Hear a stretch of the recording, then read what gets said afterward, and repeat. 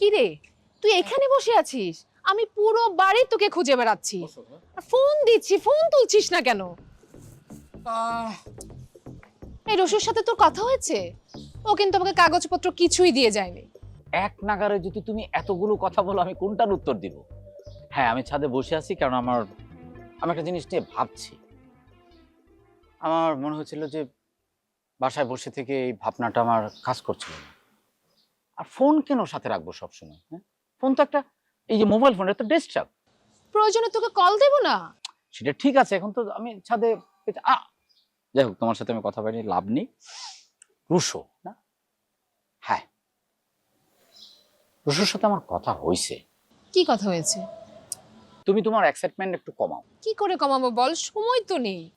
আরে আর তুমি আছো শুধু সময়। রুশুর সাথে আমার কথা হয়েছে। রুশু যেটা মানে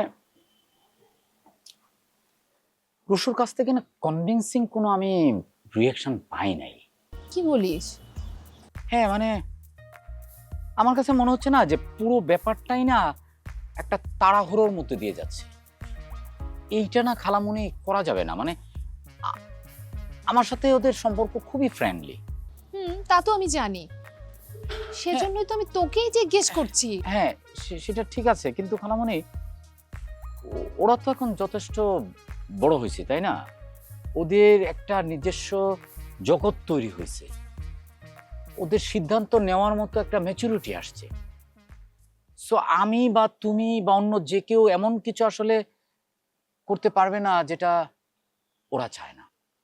এবং এই যে জেনারেশন, এরা কিন্তু ওদের নিজের মতো করে আসলে চলতে চায়। ওরা অন্যের মতো করে ওরা চলবে না। তুমি কিংবা তোমার যারা আগের জেনারেশন বা আমরা চেষ্টা করি যে আচ্ছা ঠিক আছে সবকিছু মিলে ঝিলে কম্প্রোমাইজ করে চলার, কিন্তু এরা এটা করে না। তো এইভাবে হবে না, তোমাকে আরেকটু টাইম নিতে হবে খালামণি।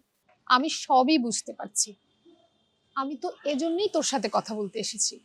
খালামণি, আমি না তোমাকে একটা পরামর্শ দিতে পারি। তুমি যদি মানে এটা যে কাজ হয়ে যাবে এমনটা না, তুমি চেষ্টা করে দেখতে পারো।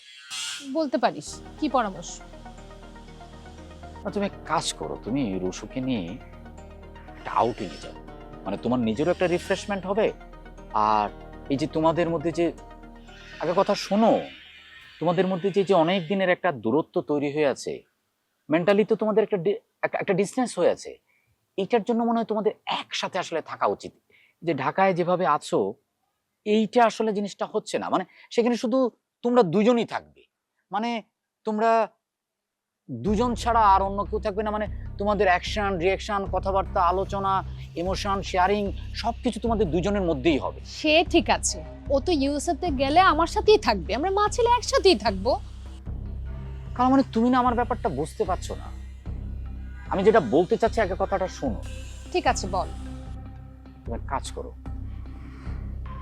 তুমি ওকে নিয়ে কক্সবাজার, বান্দরবন বা এরকম কোনো সুন্দর কোনো জায়গায় যাও। মানে পরিবেশটা এমন থাকবে যে তোমাকে এক ধরনের মানে তোমাকে, তোমার ছেলেকে, মানে পরিবেশটাই তোমাদেরকে একটা সাপোর্টিভ হিসেবে কাজ করবে। কিন্তু আন্দু, এতটা সময় কি আমার আছে বল? খালামণি, সময় নাই এটা বললে কিন্তু হবে না। তোমাকে না সময়টা বের করতে হবে, সময়টা দিতে হবে। এবং তুমি বললে হয়তো রাগ করবে, সময়টা না দেওয়ার ফলেই কিন্তু এই দূরত্বটা তৈরি হয়ে গেছে। এবং দূরত্বটা এমন পর্যায়ে চলে গেছে যে লোহার ভিতরে, মানে লোহা যখন ব্যবহার মানুষে না করে তখন যেরকম জং ধরে যায়, তোমাদের সম্পর্ক না জং ধরে গেছে। ইমোশনাল হওয়ার কিছু নয়, আমি তো সলভ করে দিচ্ছি। আমার কথা শোনো, তুমি যাও। ধরো এখন দেখো, আমি তোমাকে বলি, শোনো, এই যে আমার দিকে তাকাও। ধরো তুমি বলছো যে যে করেই হোক ওকে ইউএসএ তে নিতে, রাইট? ও রাজি হচ্ছে না। একবার যদি সে বলে না আমি যাব না, তখন কি হবে ভাবো? তুমি কি আর তাকে রাজি করাতে পারবে? তুমি পারবে না। তো তোমার এখন মূল কাজ হলো, মানে তোমার এখন মেইন কাজ হলো ওকে রাজি করানো। রাজি করানোর পরে তুমি তো যাবে না।